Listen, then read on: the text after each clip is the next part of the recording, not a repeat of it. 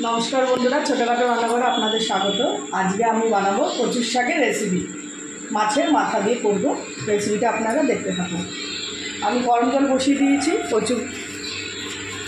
कचुर शाकगुलो आमी एक एक करे छेड़े देब।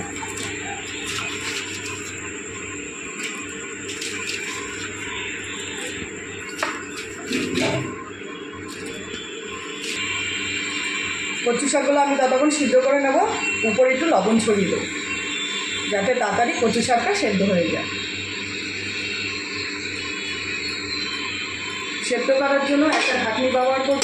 ঢাকনিটা দিয়ে ঢেকে দেবো, তাড়াতাড়ি কচু শাকটা সেদ্ধ হয়ে যাবে।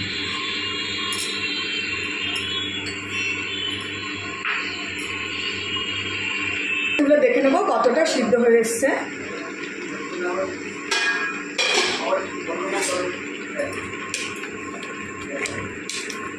एखोनो कचु शाक आरो 20-25 मिनट सिद्ध होबे। आमी ढाकनिटा दिए आबार ढेके देब।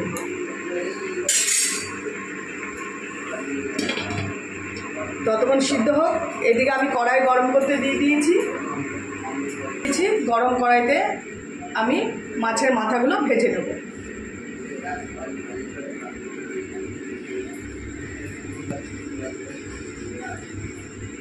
माछेर माथार जोन्नो आमी तेलटा गरम करते दिए देबो।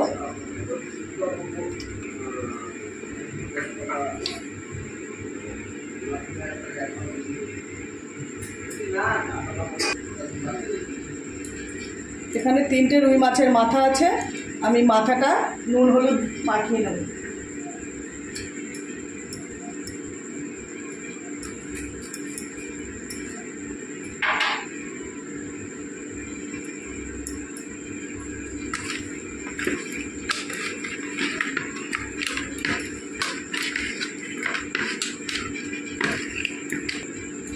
रुई माछेर माथा दिए आमी आज कचु शाक रान्ना करब।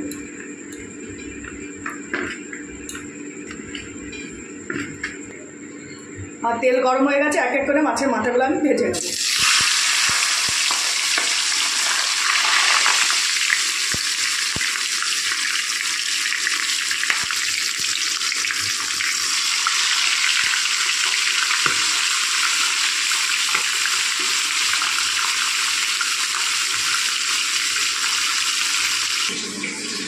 এবার আমি দেখে নেব কচু শাকটা সিদ্ধ হয়ে গেছে কিনা।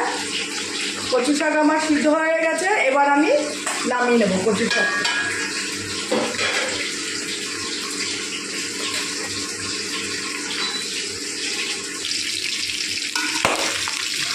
এবার আমি মাছের মাথাটা দেখে নেব। মাছের মাথাটা আমার ভাজা ভাজা হয়েছে। আর কি ভাজা ভাজা করে নামিয়ে নেব।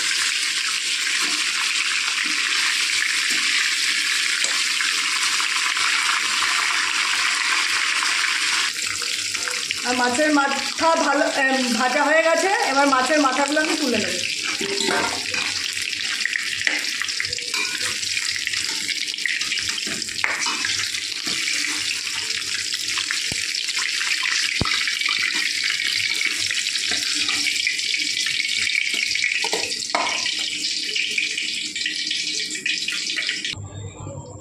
আমি ওই গরম তেলেই গোটা জিরে আর শুকনো লঙ্কা ফোড়ন দিয়ে দেবো।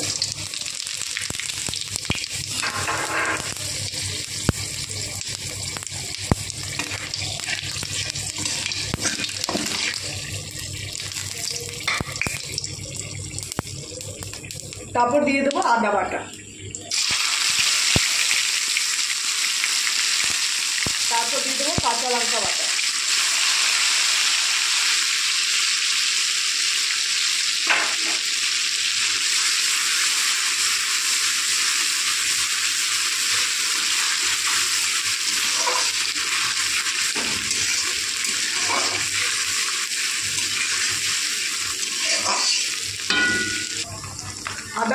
আদা কাঁচা লঙ্কা বাটা ভাজা হয়ে গেছে। এবার আমি দিয়ে দেবো ধনের গুঁড়ো জিরের গুঁড়ো।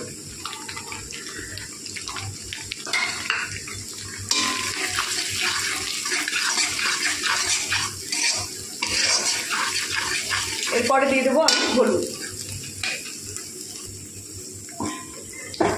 দিয়ে দেবো হলুদের গুঁড়ো।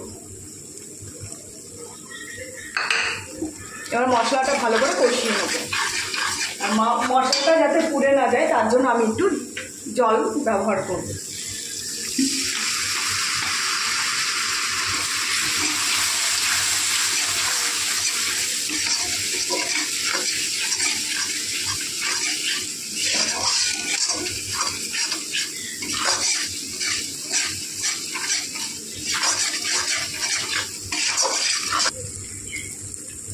মশলা ভাজা ভাজা হয়ে গেছে, এবার আমি দিয়ে দেবো কচুর শাক।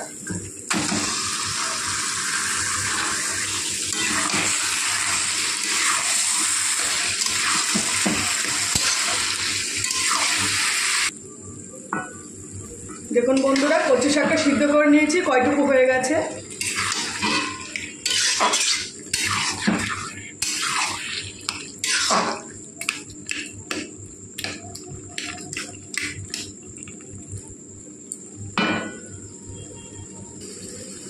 সেদ্ধ করার সময় আমি কচু শাকে লবণ ব্যবহার করেছিলাম, এর জন্য আমি স্বাদ অনুযায়ী অল্প পরিমাণ লবণ ব্যবহার করব।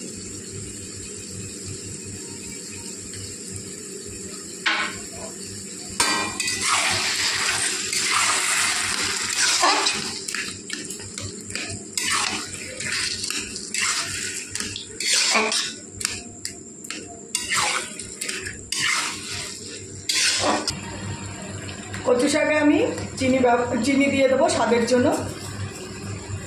আমি একটু চিনির পরিমাণটা বেশি দেবো। কচু শাকটা একটু মিষ্টি মিষ্টি হলে খেতেও ভালো লাগে।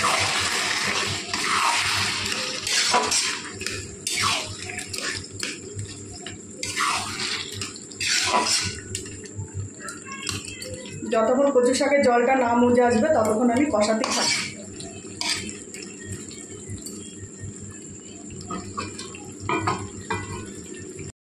এবার কচু শাকে আমি মাছের মাথাগুলো দিয়ে দেবো।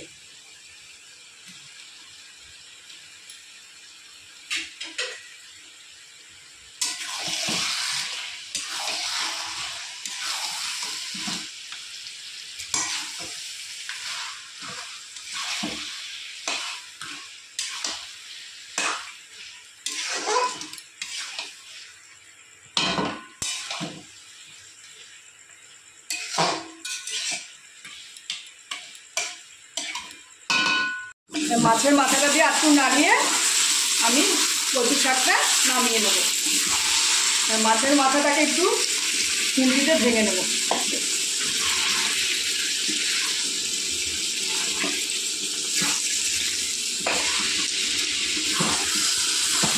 বেশি গুঁড়ো গুঁড়ো করবো না, তাহলে কাটাই খাওয়া যাবে।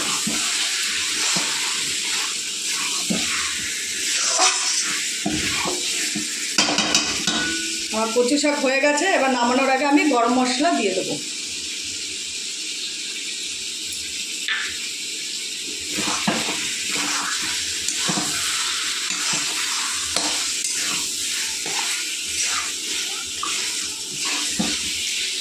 গ্যাসের ওভেনটা নিভিয়ে কচু শাকটা আমি নামিয়ে নেব।